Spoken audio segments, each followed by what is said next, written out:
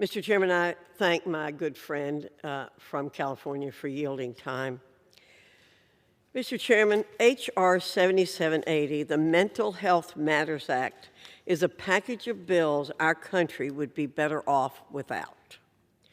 For example, Title VI of the bill, the Strengthening Behavioral Health Benefits Act, contains dangerous policy which would threaten access to critical workplace benefits. How would this legislation drive employers to drop benefits? H.R. 7780 allows the Department of Labor, DOL, to level civil monetary penalties against plans and employers for ambiguous mental health parity violations. Employers who offer mental health benefits under the Employee Retirement Income Security Act, ERISA, do so voluntarily. They should not be penalized for violating standards that are unclear and vague. Republicans and Democrats alike support mental health parity, which is why Congress has passed multiple laws to ensure employers are able to meet mental health parity requirements. Yet, despite receiving explicit direction from Congress outlining what DOL must provide to plans, the department has yet to issue guidance. Employers and plans have been asking the department for years to comply with the law and provide examples which illustrate compliance and non-compliance, recommendations to advance compliance, and clarifying information on how plans may demonstrate compliance. However, instead of helping plans comply, DOL has blamed them for not being able to read the minds of Washington bureaucrats. Providing DOL with the authority to level civil monetary penalties against plans and increase their risk of litigation will only force plans to drop mental health coverage. This legislation would also increase DOL's budget for mental health parity enforcement by an additional $275 million over 10 years. A sure sign DOL wants to double down on its aggression towards employers.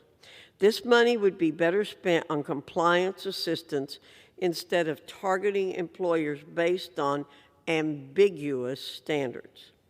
Additionally, Title VII, the Employee and Retiree Access to Justice Act, gets rid of arbitration clauses, class action waivers, and discretionary clauses in employee benefit plans. This opens the door to increased litigation against plan sponsors, which could drastically increase the cost of administering these plans. Democrats are treating ERISA arbitration like a treacherous backroom deal. But in reality, arbitration settles disputes more quickly and more often in favor of claimants than litigation. The only people who benefit from months and months in litigation are trial lawyers. This bill also contains provisions regarding the youth mental health crisis. There's bipartisan agreement that addressing the mental health of youth matters. However, we can't ignore the fact that Democrats exacerbated the youth mental health situation by prolonging school shutdowns. At the behest of teachers' unions, Democrat politicians from the Centers for Disease Control and Prevention to school district administrators kept classrooms shuttered despite knowing that schools were not major vectors of spread and that children were suffering from this forced isolation. The results have been catastrophic. In 2021, more than 1/3 of high school students reported they experienced poor mental health during the COVID-19 pandemic. According to one study from February to March 2021, the number of ER visits by young girls for suspected suicide attempts was up by more than 50%, compared to 2019.